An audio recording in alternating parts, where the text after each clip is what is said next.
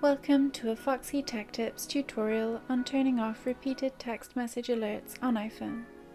If you find this tutorial helpful, please consider subscribing to my channel and liking the video. Open the Settings app on your phone. In Settings, tap Notifications. Scroll down the notification settings and tap Messages. At the bottom of the Messages settings, tap Customize Notifications. Tap Repeat Alerts.